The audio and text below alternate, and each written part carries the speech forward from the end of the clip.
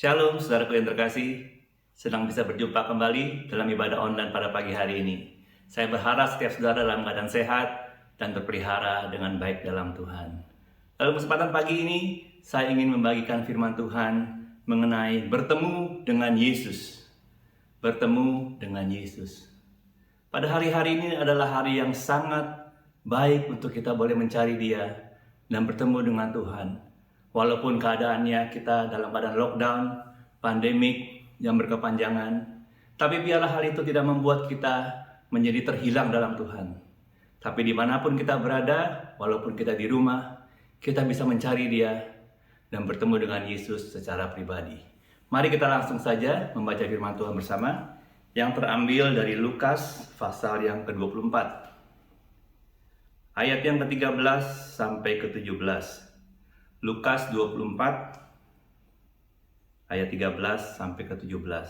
Saya undang saudara untuk mengikuti dengan sungguh-sungguh baca firman Tuhan, perhatikan baik-baik sehingga saudara bisa menangkap apa yang Tuhan sampaikan dalam hati saudara pagi hari ini. Mari kita baca bersama-sama. Ayat yang ke-13. Pada hari itu juga dua orang dari murid-murid Yesus pergi ke sebuah kampung bernama Emmaus yang terletak kira-kira 7 mil jauhnya dari Yerusalem. Dan mereka bercakap-cakap tentang segala sesuatu yang telah terjadi. Ketika mereka sedang bercakap-cakap dan bertukar pikiran, datanglah Yesus sendiri mendekati mereka, lalu berjalan bersama-sama dengan mereka. Tetapi ada sesuatu yang menghalangi mata mereka, sehingga mereka tidak dapat mengenal Dia. Yesus berkata kepada mereka, "Apakah yang kamu percakapkan sementara kamu berjalan?" Maka berhentilah mereka dengan muka muram. Seorang dari mereka namanya Kleopas menjawabnya, "Adakah engkau satu-satunya orang asing di Yerusalem yang tidak tahu apa yang terjadi di situ pada hari-hari belakangan ini?"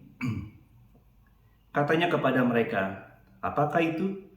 Jawab mereka, "Apa yang terjadi dengan Yesus orang Nazaret? Dia adalah seorang nabi yang berkuasa dalam pekerjaan dan perkataan di hadapan Allah dan di depan seluruh bangsa kami. Tetapi imam-imam kepala dan pemimpin-pemimpin kami telah menyerahkan Dia untuk dihukum mati dan mereka telah menyalibkannya. Padahal kami dahulu mengharapkan bahwa Dialah yang datang untuk membebaskan bangsa Israel. Tetapi sementara itu telah lewat 3 hari sejak semuanya itu terjadi. Tetapi beberapa perempuan dari kalangan kami telah mengejutkan kami. Pagi-pagi buta, mereka telah pergi ke kubur dan tidak menemukan mayatnya. Lalu mereka datang dengan berita bahwa telah kelihatan kepada mereka malaikat-malaikat yang mengatakan bahwa Ia hidup. Dan beberapa teman kami telah pergi ke kubur itu dan mendapati bahwa memang benar yang dikatakan perempuan-perempuan itu. Tetapi Dia tidak mereka lihat. Lalu Ia berkata kepada mereka, "Hai kamu orang bodoh, betapa lambannya hatimu, sehingga kamu tidak percaya segala sesuatu yang telah dikatakan para nabi.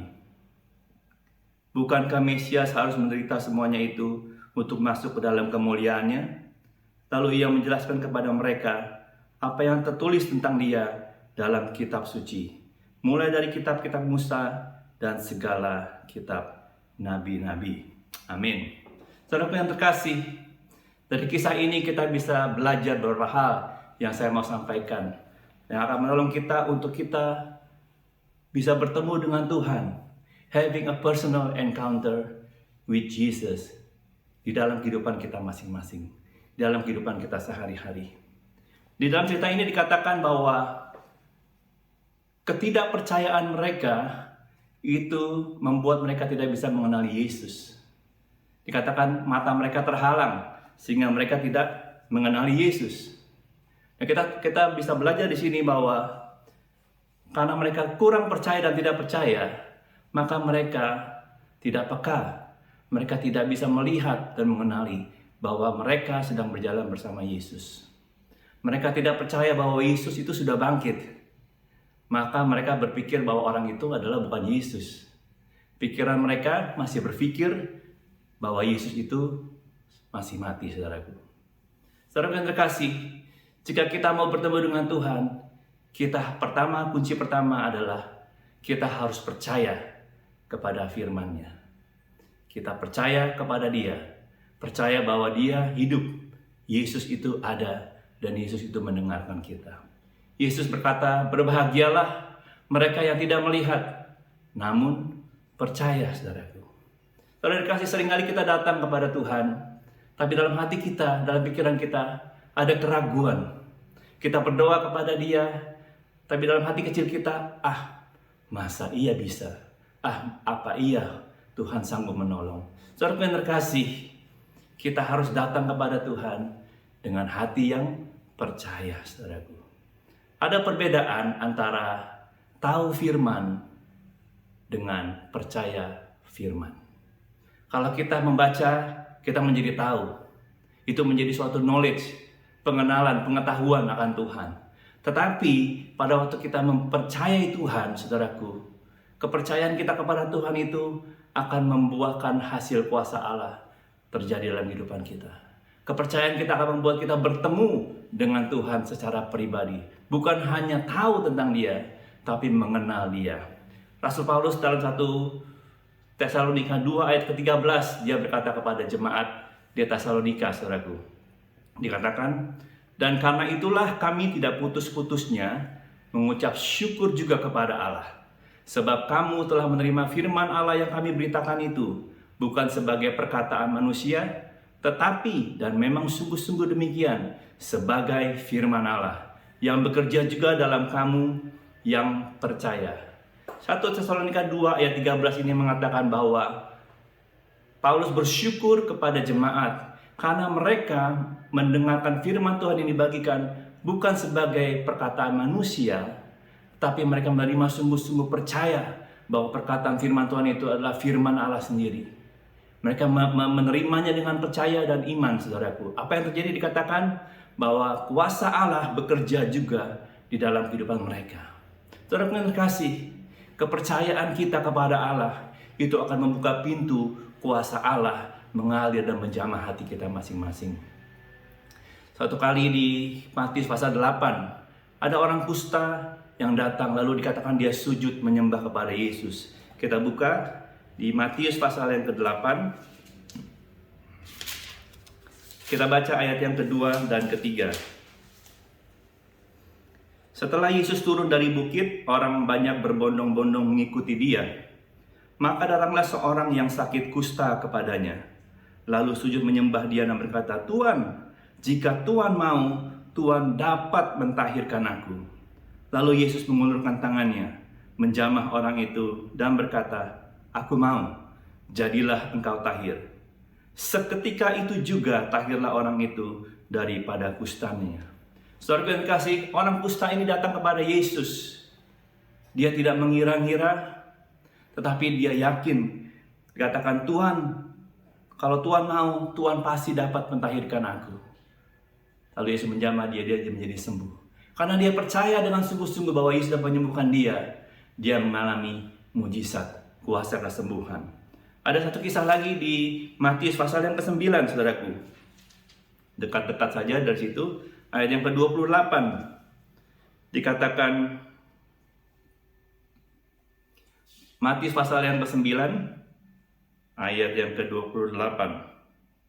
Setelah Yesus masuk ke sebuah rumah, datanglah kedua orang buta itu kepadanya. Dan Yesus berkata kepada mereka, Percayakah kamu bahwa aku dapat melakukannya? Mereka menjawab, Ya Tuhan, kami percaya.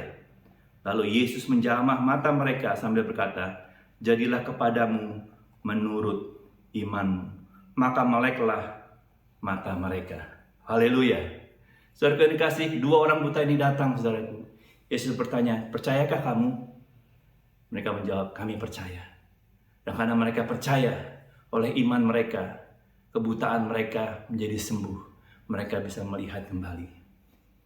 Ini adalah suatu contoh di mana pada waktu kita percaya datang kepada Tuhan, saudaraku, kita akan bisa bertemu dengan Tuhan secara pribadi. Dia akan menjadi nyata karena kita percaya Dia hidup, saudaraku. Seringkali setelah kita lama bergereja, menjadi orang Kristen 5 tahun, 10 tahun, 20 tahun, saudaraku, Kita terbiasa pergi ke gereja. Kita terbiasa mendengarkan khotbah-khotbah. Kita terbiasa bernyanyi nyanyian rohani, saudaraku. Akibatnya, saudaraku, tanpa kita sadari, kita seperti jadi orang Kristen yang otomatis. Kita lakukan segala sesuatu ibadah kita sepertinya otomatis, saudaraku. Pada waktu kita melakukan sesuatu secara otomatis, maka kita akan mulai kehilangan maknanya. Kita mulai kehilangan rasanya. Kita mulai kehilangan kenikmatannya. Sebagai contoh, kalau kita misalnya terbiasa setiap hari makan nasi putih, saudaraku, maka kita tidak lagi merasakan kenikmatannya. Tapi bayangkan kalau sudah 1 bulan kita tidak pernah makan nasi putih, misalnya lagi berliburan, sebelum zaman pandemik banyak orang berliburan, saudaraku. Kita berliburan selama 1 bulan penuh, tidak pernah ketemu makan nasi putih, saudaraku. Waktu kita kembali ke Indonesia atau kembali ke sini, pulang ke rumah, kita ketemu nasi putih, maka kita makan dengan nikmatnya, saudaraku. Dengan nasi yang begitu hangat, saudaraku, kita bisa menikmatinya. Kenapa, saudaraku? Karena kita tidak makan secara otomatis. Kita dengan sadar, saudaraku, mau menikmati nasi putih itu, saudaraku. Demikian juga dengan mencari Tuhan. Seringkali tanpa sadar kita secara otomatis bernyanyi. Kita secara otomatis beribadah. Otomatis mendengarkan firman Tuhan. Secara otomatis membaca firman Tuhan. Sehingga kita begitu saja lalu. Sepertinya lewat saja, saudaraku. Dalam kehidupan kita sehari-hari yang serba cepat, semuanya menjadi begitu cepat. Kita mau buru-buru. Kita mau cepat selesai. Kita mau cepat selesai ibadah. Kita mau cepat selesai baca firman. Kita mau cepat selesai melakukan segala sesuatunya, saudaraku. Dan seringkali yang perlu kita lakukan adalah bukan Tuhan yang menjauh, tapi karena kita terlalu cepat, maka kita tidak mengenali Dia, saudaraku. Apa yang perlu kita lakukan? Please slow down. Amin, saudaraku. Slow down and listen to the word of God. Sebagai contoh, di Yohanes pasal 14 ayat pertama, Yesus berkata, "Jangan gelisah hatimu. Percayalah kepada Allah. Percayalah juga kepadaku." Kalau saudara baca itu dalam begitu cepat, maka itu hanya sebagai ayat Alkitab yang biasa. Tapi ketika saudara membaca dengan perlahan-lahan, dengan memperhatikan sungguh-sungguh, dengan menaruh kepercayaan dan pengharapan kepada firman Allah, waktu saudara membaca, janganlah gelisah hatimu. Percayalah kepada Allah. Percayalah juga kepadaku. Saudara baca dengan perlahan-lahan, saudaraku, maka suara Roh Kudus akan mulai terdengar dalam hati saudara. Ada suatu keyakinan, ada suatu encouragement, ada suatu assurance bahwa Allah ada dekat dengan kita. Iman itu menyenangkan hati Allah. Faith pleases God, saudaraku. Dalam Ibrani 11 dikatakan, tetapi tanpa iman, ayat yang ke-6, tidak mungkin orang berkenan kepada Allah. Kalau kita tidak percaya kepada Allah, datang dengan keraguan, dengan suam-suam kepercayaan kita kepada Tuhan, maka itu tidak berkenan kepada Allah. Tapi kalau kita datang kepada Tuhan dengan sungguh-sungguh percaya, aku yakin Tuhan, Engkau hadir bersama dengan aku, itu berkenan kepada Allah. Dikatakan, sebab barang siapa yang berpaling kepada Allah, ayat yang ke-6 itu, ia harus percaya bahwa Allah ada, dan bahwa Allah memberi upah kepada orang yang sungguh-sungguh mencari Dia. Kita harus percaya. Amin, saudaraku. Setiap kali saudara berdoa, datang berdoa dengan percaya. Setiap kali saudara membaca firman Tuhan, baca firman Tuhan, pegang janjinya, percaya, saudaraku. Kepercayaan saudara akan membawa saudara mendekat kepada Allah. Dan pada suatu waktu tertentu, Allah akan menyatakan dirinya. Dan engkau akan bertemu Dia secara pribadi. Ketika Tuhan disenangkan, Tuhan pasti datang. Dia pasti hadir. Dia pasti menjawab. Dan Dia pasti menolong. Kita akan bertemu dengan Yesus. Haleluya. Yang pertama adalah percaya kepada firman Tuhan, sehingga kita bisa bertemu dengan Tuhan secara pribadi. Hal yang kedua, saudaraku, kita lanjutkan di Lukas pasal 24. Kita lanjutkan ayat yang ke-28 dan 29. Mereka mendekati kampung yang mereka tuju. Lalu ia, yaitu Yesus, berbuat seolah-olah hendak meneruskan perjalanannya. Tetapi mereka sangat mendesaknya, katanya, tinggallah bersama-sama dengan kami, sebab hari ini telah menjelang malam dan matahari hampir terbenam. Lalu masuklah ia untuk tinggal bersama-sama dengan mereka. Hal yang kedua yang bisa kita lakukan sehingga kita bisa bertemu dengan Tuhan secara pribadi dalam kehidupan kita, selain kita percaya kepada firman-Nya dengan sungguh-sungguh, yang kedua adalah kita mencari Tuhan dengan kesungguhan. Mencari Tuhan dengan kesungguhan, dengan urgency, desire, dengan sedikit ngotot, saudaraku, mendesak, saudaraku. Kita katakan di sini murid-murid itu sangat mendesaknya, rada maksa, saudaraku, sama Yesus. Mungkin mereka menarik Yesus, memaksa, ayo Yesus.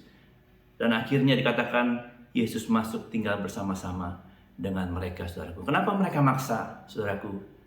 Karena dikatakan Yesus itu menjelaskan firman Tuhan, Alkitab mengenai dia dari seluruh kitab suci, mulai dari kitab Musa dan kitab-kitab nabi-nabi. Dan saya yakin pada waktu Yesus memberitakan firman itu, saudaraku, mereka menikmatinya. Ada sesuatu yang terjadi di dalam hati mereka, saudaraku. Nanti kita lihat selanjutnya, saudaraku. Oleh karena itu, ketika mereka sedang mau berpisah, murid-murid itu masih mau mendengar lebih lagi, masih mau bersama-sama dengan Yesus, saudaraku, sehingga mereka sangat mendesak Yesus. Saudaraku yang terkasih, Tuhan sangat menghargai usaha yang sungguh-sungguh. Tuhan sangat menghargai dan melihat usaha anak-anaknya yang sungguh-sungguh dalam mencari Dia. Tuhan sangat menghargai orang yang tidak cepat menyerah. Ketika kita mengalami kegagalan, hasil yang tidak diinginkan, saudaraku, mungkin ada halangan yang besar, mungkin ada keterbatasan, limitation dalam kehidupan kita, saudaraku. Tuhan terasa jauh, atau doa-doa kita belum dijawab atau tidak jawab Tuhan. Mungkin ada semangat yang hilang. Mungkin kita sedang kehabisan akal, saudaraku. Have no idea what to do. Don't give up, saudaraku. Terus cari Tuhan. Terus percaya kepada firman-Nya. Percaya kepada janjinya. Cari Tuhan dengan sungguh-sungguh dan percaya. Sungguh-sungguh berdoa, saudaraku. Kalau kita berdoa, berdoalah dengan sungguh-sungguh. Berdoalah bukan karena terbiasa berdoa, tapi berdoalah karena kita percaya Dia mendengar doa kita. Bacalah firman Tuhan dengan sungguh-sungguh. Jangan berhenti, saudaraku. Baca terus dan percaya akan janjinya dan firman-Nya. Terima itu sebagai janji Tuhan kepada hidupmu. Ketika kau menyembah Tuhan, sembah Tuhan dengan sungguh-sungguh. Taruh hatimu, beri hatimu kepada Tuhan dan cari Dia. Di Alkitab dikatakan satu kasus kisah, seorang wanita yang mengalami pendarahan selama 12 tahun, saudaraku. Di Matius pasal yang ke-9, Matius pasal yang ke-9 ayat yang ke-21 dikatakan,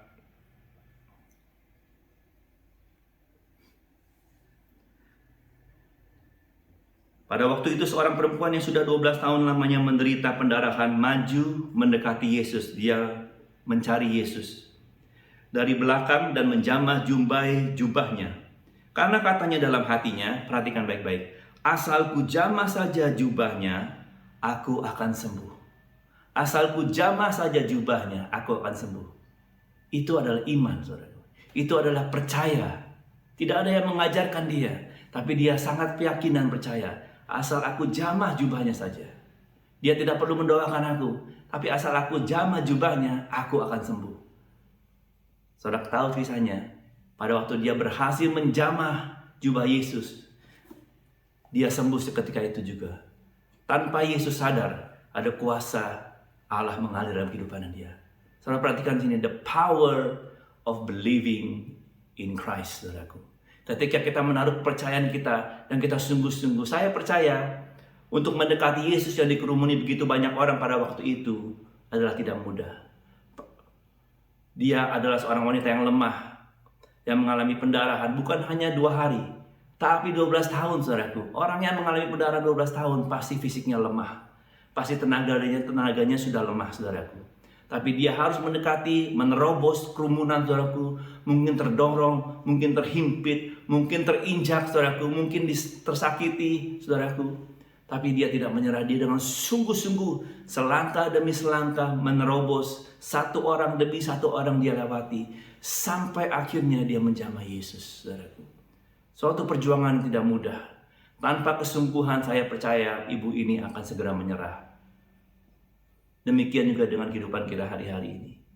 Ketika kita bergumul, saudaraku, jangan menyerah. Pergumulanmu harus dilakukan dengan sungguh-sungguh. Cari Tuhan dengan sungguh-sungguh. Berdoa dengan sungguh-sungguh. Punyai kepercayaan iman seperti ibu ini. Asal aku jamah saja jubahnya. Asal aku masuk hadirat Allah. Asal aku merasakan hadiratnya, aku pasti sembuh. Aku pasti dijamah Tuhan. Haleluya. Satu kisah lagi dikatakan Sakius, seorang yang pendek, saudaraku. Dia ingin berjumpa dengan Yesus, melihat seperti apa Yesus itu. Di dalam cerita itu dikatakan bahwa Sakius berlari menuju kerumunan itu. Tapi apa daya, karena dia pendek, dia tidak bisa melihat, saudaraku. Semuanya lebih tinggi dari dia, saudaraku. Tapi orang yang sungguh-sungguh itu tidak kehabisan akal. Dia akan cari akal begitu rupa bagaimana caranya. Itu ciri-ciri orang yang sungguh-sungguh, tidak pantang menyerah. Lalu dia melihat ada pohon di sana, lalu dia punya ide cemerlang. Dia lari ke pohon itu, dia manjat, sehingga dia lebih tinggi dari orang-orang yang lain. Sehingga akhirnya dia bisa melihat Yesus. Pada waktu Yesus melewati dia, saudaraku. Ini perhatikan baik-baik, dikatakan Yesus menoleh kepada dia dan melihat dia di atas pohon. Kesungguhan hati itu sangat menarik hati Tuhan. Kesungguhan hati akan membuat perhatian Tuhan tertuju kepada engkau. Waktu kita datang kepada Tuhan dengan sungguh-sungguh, maka Tuhan akan memperhatikan engkau. Wow, anak ini sudah berdoa mencari aku dengan sungguh-sungguh. Maka Tuhan akan datang kepada engkau dan bertemu dengan engkau. Akhirnya Yesus datang menemui Sakius.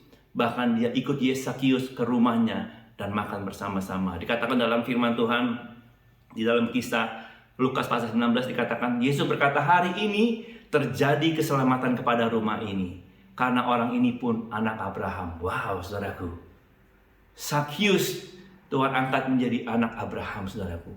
What a privilege, saudaraku. Kesungguhan selalu membuahkan hasil.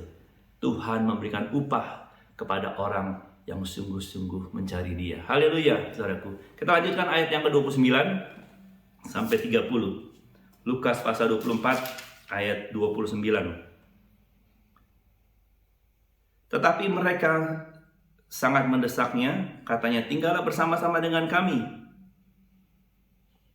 Sebab hari ini telah menjelang malam dan matahari hampir terbenam. Lalu masuklah ia untuk tinggal bersama-sama dengan mereka. Ayat 30. Waktu ia duduk makan dengan mereka, ia mengambil roti, mengucap berkat, lalu memecah-mecahkannya dan memberikannya kepada mereka.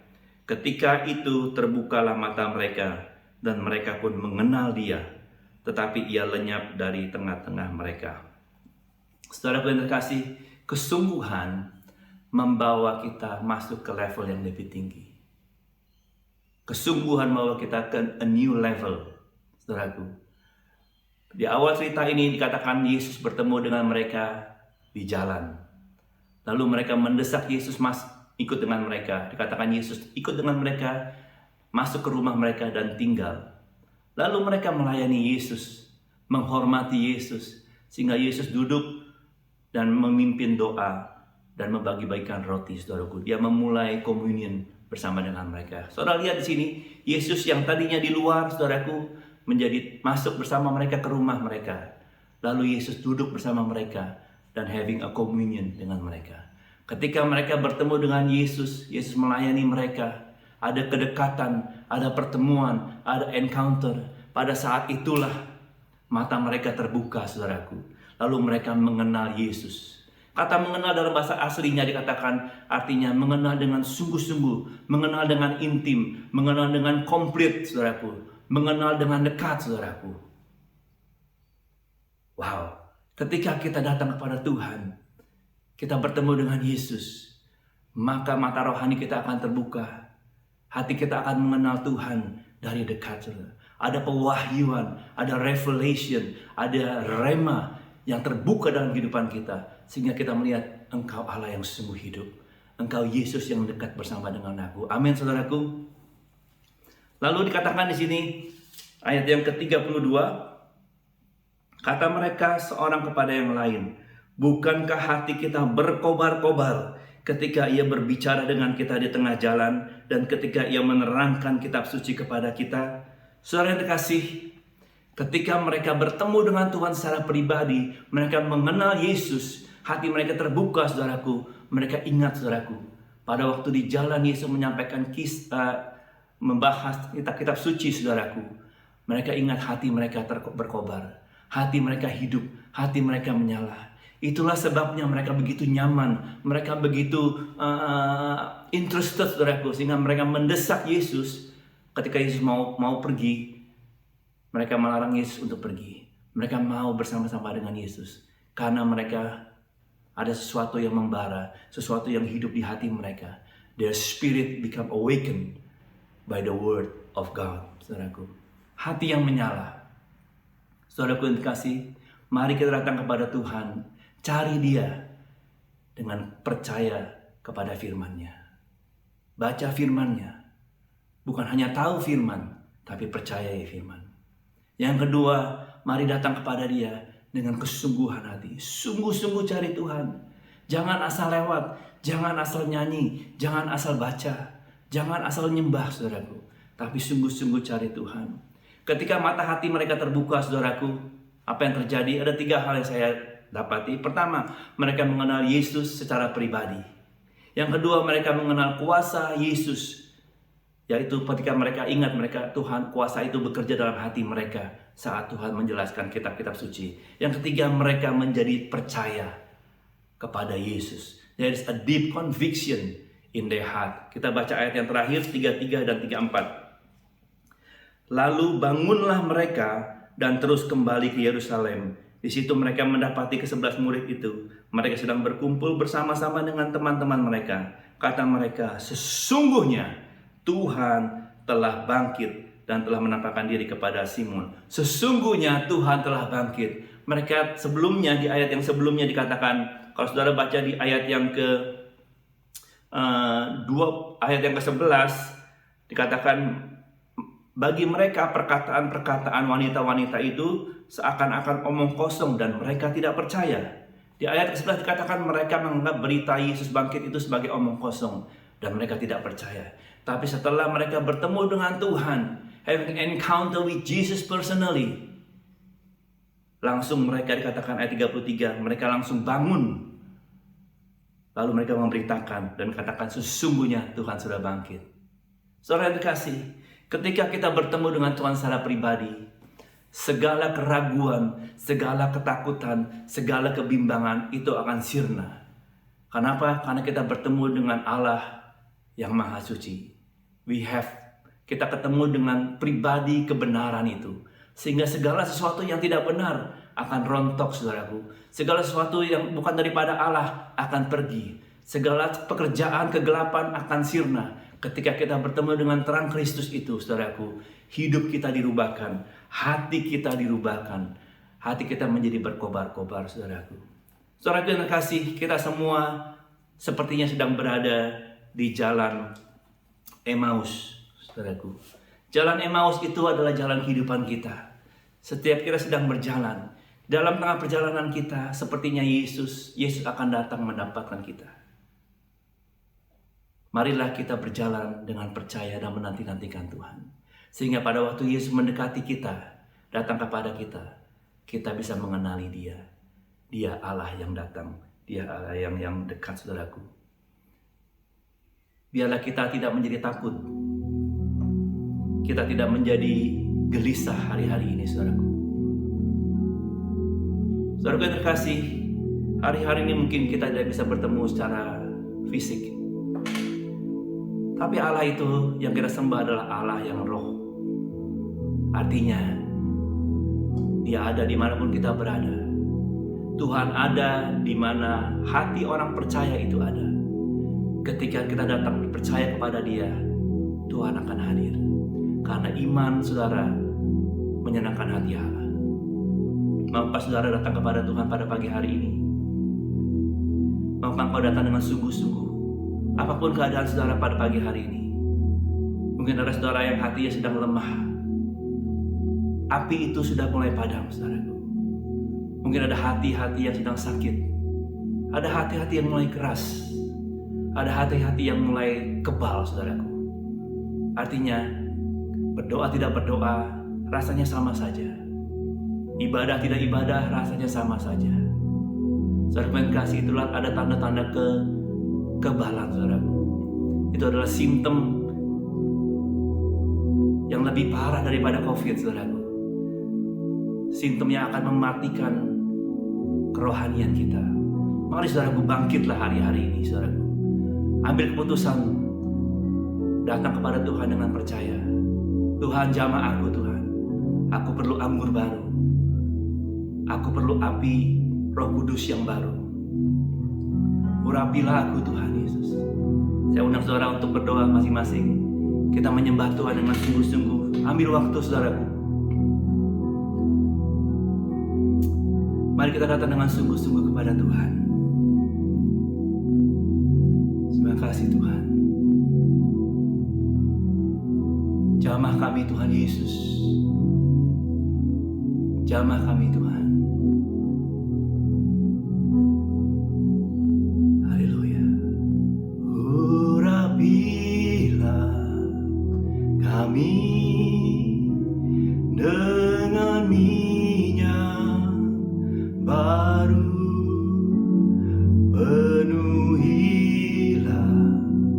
kami dengan hadirat-Mu. Kami rindu Tuhan melihat kuasa-Mu dicurahkan di tempat ini. Mari kita datang dengan iman dan percaya kepada Tuhan. Urapilah kami dengan minyak baru. Penuhilah kami dengan hadirat-Mu. Kami rindu Tuhan melihat kuasa-Mu dicurahkan di tempat ini. Mari bawa hatimu, mari angkat tanganmu, katakan urapi kami. Urapilah kami dengan minyak baru. Penuhilah kami dengan hadirat-Mu. Kami rindu Tuhan melihat kuasa-Mu dicurahkan di tempat ini. Kami rindu Tuhan melihat kuasa-Mu dicurahkan di tempat ini.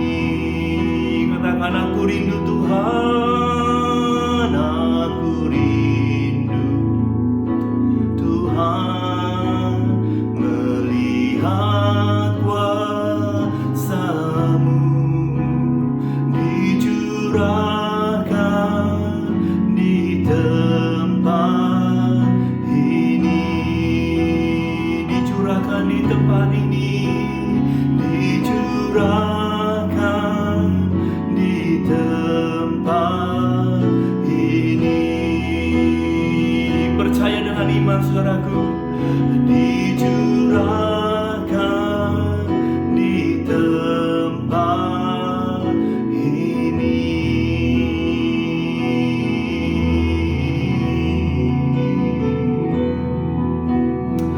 datang dengan sungguh-sungguh, mari cari wajahnya saudaraku. Mari angkat hatimu, sembah Dia. Haleluya.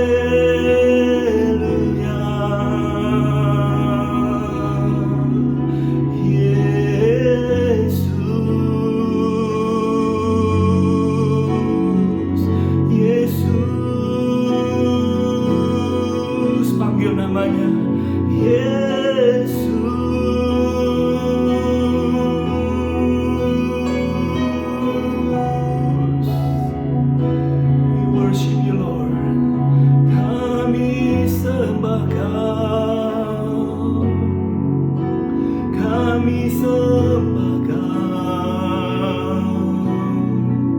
Kami merindukanmu,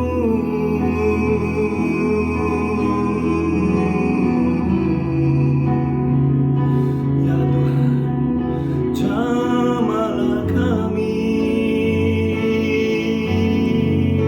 jamahlah hati kami. Yesus, mari datang Tuhan, jamah setiap anak-anak-Mu Tuhan, dimanapun kami berada, yang sungguh-sungguh datang kepada Engkau, yang menaruh kepercayaannya kepada Engkau. Mari Tuhan Yesus, ini adalah marah-marah-so.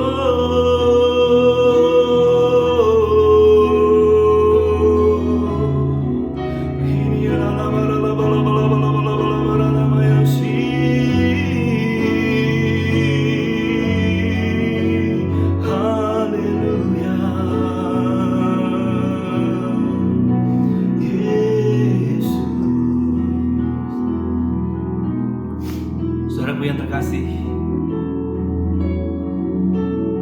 berapa ya saudara yang rindu merasakan jamahan Tuhan pada pagi hari ini? Saya percaya Dia ada di tengah-tengah setiap kita. Maukah kita menyatukan iman kita, percaya bersama-sama, Tuhan jamahlah aku. Saudara yang merindukan jamahan yang baru kepada Tuhan, jamahan yang segar, perjumpaan pribadi dengan Yesus. Mari saya berdoa, minta taruh tanganmu di dada saudaraku. Pejamkan matamu. Kita satukan hati kita kepada Tuhan, datang kepada Tuhan. Asalku jamah jubah-Mu Tuhan, aku percaya Tuhan, Engkau sanggup menyembuhkan aku. Aku percaya Engkau sanggup menghidupkan hatiku kembali. Aku percaya Engkau sanggup menghidupkan semangatku yang pudar. Saat ini juga Tuhan, mujizat itu akan terjadi. Kuasa-Mu akan mengalir Tuhan Yesus, karena kami percaya kepada Engkau. Karena kuasa-Mu tidak terbatas, Engkau ada bersama-sama dengan kami Tuhan. Saat ini hamba berdoa dimanapun anak-anak-Mu berada Tuhan. Father, I pray God, wherever your people are right now Lord, that you may touch them Lord. Jamah anak-anak-Mu Tuhan Yesus dimanapun mereka berada. Jamah hati mereka. Curahkan Roh Kudus-Mu Tuhan. Curahkanlah hadirat-Mu Tuhan Yesus. Jamahlah Tuhan. Pour out your spirit Lord.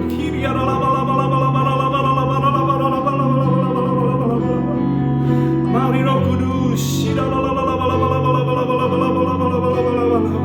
Curahkan hadirat-Mu.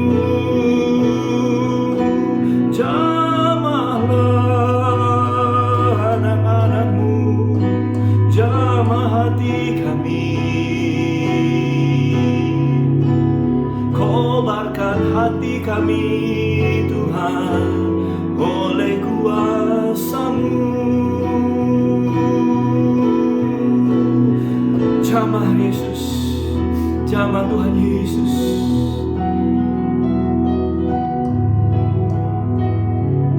Father, I declare healing right now in the name of Jesus. Setiap anak-anak-Mu yang memerlukan kesembuhan saat ini, jadilah Engkau tahir dan sembuh di dalam nama Yesus. Kuasa Allah menjamah Engkau. Kuasa Allah menjamah dan mentahirkan Engkau menjadi sembuh. Hidupkanlah roh kami kembali Tuhan. Hidupkanlah hati kami. Terima kasih Tuhan buat hadirat-Mu. Engkau sangat mengasihi setiap anak-anak-Mu Tuhan.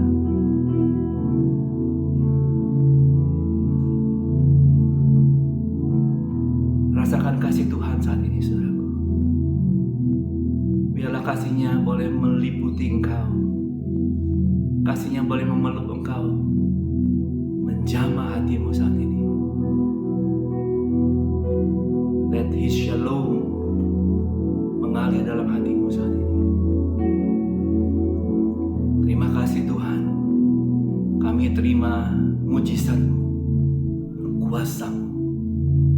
Kami percaya Engkau Tuhan. Kami akan sungguh-sungguh mencari Engkau sampai kami bertemu dengan Engkau. Terima kasih atas perjumpaan kami pada pagi hari ini Tuhan. We give You all praise, all honor, and all glory to You and You alone, Jesus, our beloved Savior. Terpujilah nama-Mu Tuhan. Di dalam nama Yesus, di dalam Yesus, kami bersyukur. Haleluya. Amin. Tuhan Yesus memberkati setiap kita.